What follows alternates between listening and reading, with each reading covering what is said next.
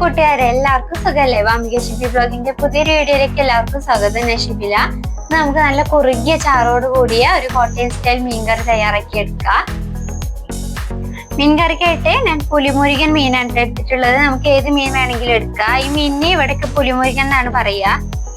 കറിക്ക് ആവശ്യമുള്ള സാധനങ്ങള് വെളുത്തുള്ളി, ഒരു 3 തക്കാളി ചെറുതായി അരിഞ്ഞത്, ആവശ്യത്തിന് കറിവേപ്പില, ചെറിയൊരു പീസ് ഇഞ്ചി, 2 പച്ചമുളക്, ഒരു ചെറിയൊരു സവാള അല്ലെങ്കിൽ ചെറിയുള്ളിയോ മുറിച്ചെടുത്തത്, കൊടംപുളി.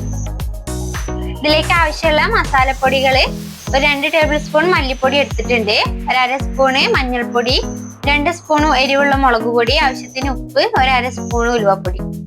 മീൻകറി റെഡിയാക്കാനായിട്ട് ചട്ടിയിൽ 2 സ്പൂൺ വെളിച്ചെണ്ണ ഒഴിച്ചു കൊടുത്തിട്ടുണ്ട്. നന്നായി ചൂടാവട്ടെ. കോട്ടയം സ്റ്റൈൽ മീൻകറിയിലെല്ലാം കടുക് ചേർക്കാറുണ്ട്. അപ്പൊ ഒരു 1/4 ടീസ്പൂൺ കടുക് ചേർത്ത് കൊടുക്കുക.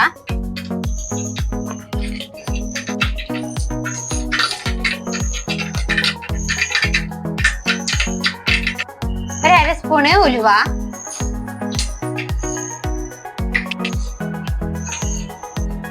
ഉലുവയും കടുകും നന്നായി പൊട്ടി വന്നിട്ടുണ്ട്. ഇതിലേക്ക് ഇഞ്ചി, വെളുത്തുള്ളി, കറിവേപ്പില, ഇത് 3 നന്നായിട്ടൊന്ന് വഴറ്റിയെടുക്കാം.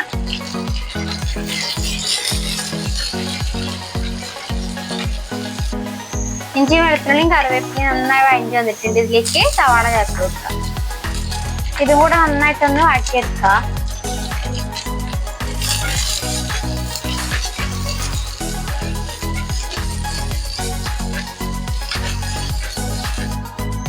ഉള്ളി നന്നായി വഴറ്റി വന്നിട്ടുണ്ട്. ഇതുപോലെ നന്നായിട്ടൊന്ന് വഴറ്റിയെടുക്കണം. ഇനി ഇതിലേക്ക് മസാലപ്പൊടികൾ ചേർത്ത് ഒന്ന് വഴറ്റിയെടുക്കാം.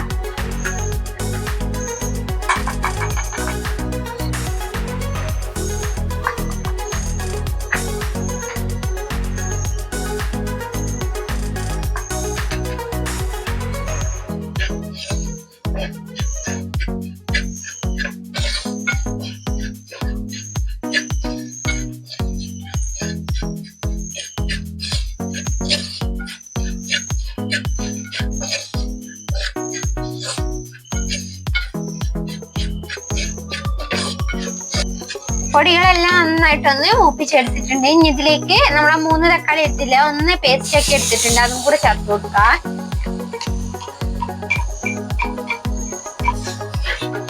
ഈ തക്കാളിയിലെല്ലാം കംപ്ലീറ്റ് വെള്ളം ഒന്ന് വറ്റിയിട്ട് നന്നായിട്ടൊന്ന് വഴണ്ടി വരട്ടെ. തക്കാളി ഇങ്ങനെ പേസ്റ്റായി ചേർക്കുമ്പോ ഒന്നും കൂടെ കറി കുറുകി വരും. തക്കാളിയിലുള്ള വെള്ളമൊക്കെ ഒന്ന് വറ്റി മസാല നല്ല ഡ്രൈ ആയി വന്നിട്ടുണ്ട്. ഇനി ഇതിലേക്ക് ചൂടുള്ള വെള്ളം ചേർത്ത് കൊടുക്കാം. സാധാരണ നമ്മൾ തണുത്ത വെള്ളമല്ലേ ചേർക്കുക. ഈ മീൻകറിയിൽ ചൂടുള്ള വെള്ളമാണ് ചേർക്കേണ്ടത്.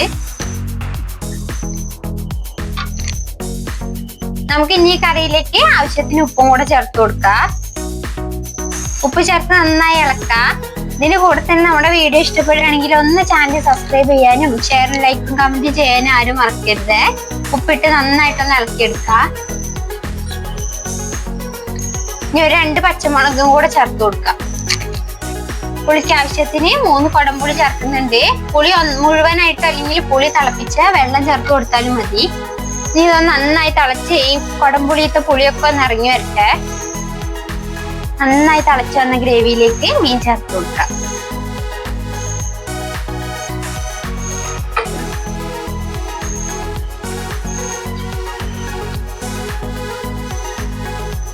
ഈ മീന് മുള്ളു കുറവുള്ള നല്ല ഇറച്ചിയുള്ള ഒരു മീനാണ് കേട്ടോ. ചെറിയ കുട്ടികൾക്കൊക്കെ കഴിക്കാൻ നല്ല ടേസ്റ്റ് ഉള്ള മീനാണ്.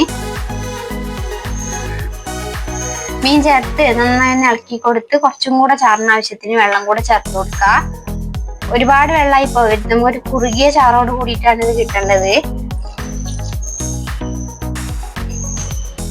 ഞാനിപ്പോ മൊത്തത്തില് ഇതുപോലൊരു ഗ്ലാസ്സിന് 3 ഗ്ലാസ് വെള്ളമാണ് ചേർത്ത് കൊടുത്തിട്ടുള്ളത്. 2 ഗ്ലാസ് മസാലയിലും 1 ഗ്ലാസ് മീൻ ചേർത്തിട്ടുമാണ് ചേർത്തിട്ടുള്ളത്. ഇനി ഒന്ന് അടച്ചു വെച്ച് വേവിച്ചെടുക്കാം.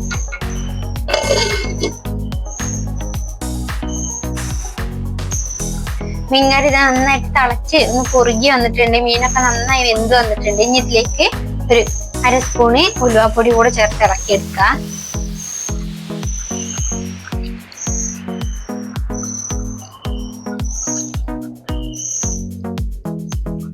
ഇനി ഇതിലേക്ക് സ്റ്റവ് ഓഫ് ചെയ്തിട്ട് 1 സ്പൂൺ പച്ച വെളിച്ചെണ്ണ ചേർത്ത് കൊടുക്കാം.